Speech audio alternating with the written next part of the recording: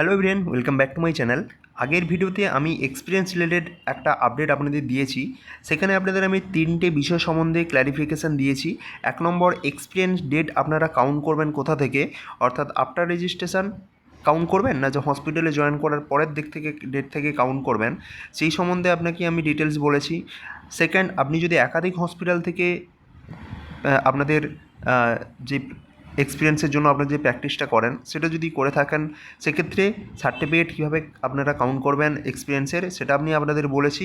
এছাড়া still working certificate আপনাদের হবে কি না সেই রিলেটেড আপডেটও আমি দিয়েছি। আজকের ভিডিওতে আমি আরও 5টা পয়েন্ট নিয়ে চলেছি, যেটা আপনাদের এই এক্সপিরিয়েন্স সার্টিফিকেটের ক্ষেত্রে অনেকের কিন্তু কোয়ারি রয়েছে। তো এই 5টা পয়েন্ট নিয়ে আজকে আমি আপনাদের সঙ্গে এই ভিডিওতে আলোচনা করব। তো সবাই আশা করি এই ভিডিওটা দেখবেন এবং নতুন যারা রয়েছেন চ্যানেলে অবশ্যই চ্যানেলটিকে সাবস্ক্রাইব করবেন। ফার্স্ট যে কোশ্চেনটা আপনাদের রাখা হচ্ছে সেটা হচ্ছে আউট অফ স্টেট এক্সপিরিয়েন্স নিয়ে কিন্তু অনেকেরই আপনাদের কোশ্চেন রয়েছে। অর্থাৎ এখানে দেখা গেছে যে যারা বিভিন্ন প্রাইভেট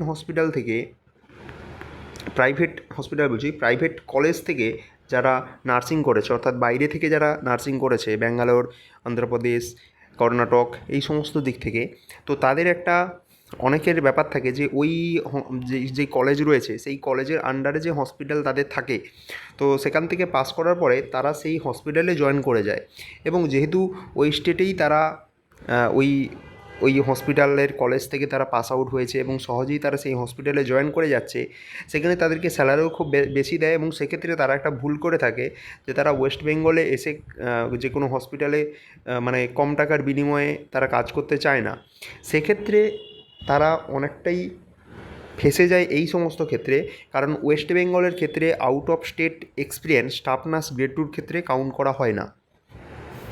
এটা আপনাদের সেন্ট্রালের যে সমস্ত এক্সাম হয়, আরআরবি বা এমসের যে সমস্ত এক্সামগুলো হয়, সেক্ষেত্রে যেহেতু অল ইন্ডিয়া বেসিস এক্সাম থাকে, সেক্ষেত্রে আপনাকে কিন্তু এক্সপিরিয়েন্সটা সেক্ষেত্রে কাউন্ট হতে পারে। কারণ সেই সমস্ত স্টেটের যে হসপিটালগুলো রয়েছে সেগুলো কিন্তু ইন্ডিয়ার মধ্যে আপনাদের রয়েছে, সেক্ষেত্রে তার এক্সপিরিয়েন্স কিন্তু কাউন্ট হবে।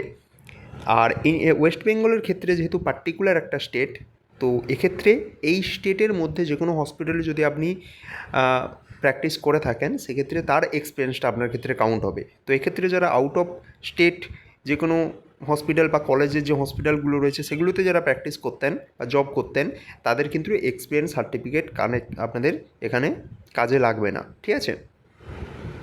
সেকেন্ড পয়েন্ট যেটা আপনাদের বলি, টিচিং এক্সপিরিয়েন্স বলতে অনেকেই নার্সিং কমপ্লিট করার পরে এই সমস্ত পোস্টগুলোতে জয়েন করে। একটা সিস্টার টিউটর রয়েছে, আবার ক্লিনিক্যাল ইনস্ট্রাক্টর রয়েছে, এই সমস্ত পোস্টে তারা জয়েন করে। ক্লিনিক্যাল ইনস্ট্রাক্টর বা সিস্টার টিউটর এই সমস্ত পোস্টে জয়েন করে। তো এই সমস্ত পোস্টের এক্সপিরিয়েন্স কিন্তু এক্ষেত্রে কাউন্ট করা হয় না, ঠিক আছে। থার্ড পয়েন্ট, সিএইচওর এক্সপিরিয়েন্স, অর্থাৎ যারা কমিউনিটি হেলথ অফিসার এই পোস্টে যারা জব করছেন, অফিস ওয়ার্ক যারা করছেন, তাদের ক্ষেত্রে এক্সপিরিয়েন্স কিন্তু কাউন্ট হয়, ঠিক আছে।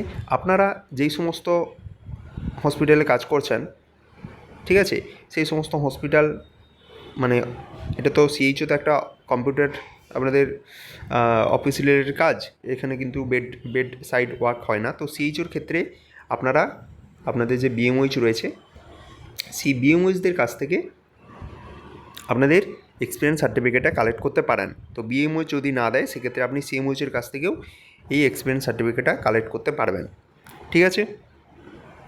4 নম্বর যে পয়েন্টটা রয়েছে সেটা হচ্ছে আপনাদের ইন্টার্নশিপ। অর্থাৎ অনেক হসপিটাল রয়েছে যারা বাইরে থেকে যে সমস্ত কলেজ থেকে করছে, তাদের ক্ষেত্রে 3 বছর জিএনএম কমপ্লিট হওয়ার পরে তাদের একটা ইন্টার্নশিপ হয় 6 মাসের, ঠিক আছে। 6 মাসের একটা ইন্টার্নশিপ হয়। তো এই 6 মাসের ইন্টার্নশিপটাকে কিন্তু এক্সপিরিয়েন্স হিসেবে ধরা হয় না, এটা আপনাদের মনে রাখতে হবে। অর্থাৎ ইন্টার্নশিপের যে 6 মাস, এটা কিন্তু আপনার এক্সপিরিয়েন্স হিসেবে কাউন্ট হবে না। আচ্ছা, 5 নম্বর এবং লাস্ট ইম্পর্টেন্ট যে জিনিসটা সেটা হচ্ছে is number of bed depends for experience certificate. অর্থাৎ এক্সপিরিয়েন্স সার্টিফিকেটের জন্য অনেকের কোশ্চেন রয়েছিল যে কত বেডের হসপিটাল হলে আপনারা আপনারা এক্সপিরিয়েন্স সার্টিফিকেটটা কাজে লাগতে পারবেন। এক্ষেত্রে কিন্তু আপনাদের নোটিফিকেশান বা কোনো কিছুতে কোনো বেড সংখ্যার উল্লেখ থাকে না। তবে বেশিরভাগ ক্ষেত্রে আপনারা 50 বেড বা 100 বেডের যে সমস্ত হসপিটালগুলো থাকে, সেই হসপিটালগুলোতে আপনারা যদি জব করেন, সেক্ষেত্রে আপনার এক্সপিরিয়েন্স সার্টিফিকেট তারা প্রোভাইড করে।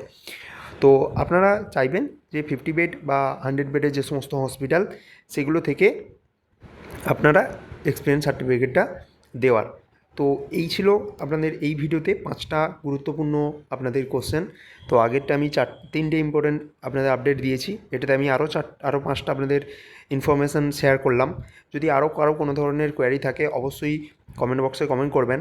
আগামীকাল অর্থাৎ 13 তারিখ থেকে আপনাদের staff nurse grade 2 form fill up শুরু হয়ে যাচ্ছে। তারপরে WBHRB নিশ্চয়ই তাদের মেল আইডি প্রোভাইড করবে। তার থ্রুতে আরও অনেক যে ইনফরমেশান রয়েছে, সেক্ষেত্রে মেল করে আরও ক্ল্যারিফিকেশান আমরা পেতে পারবো।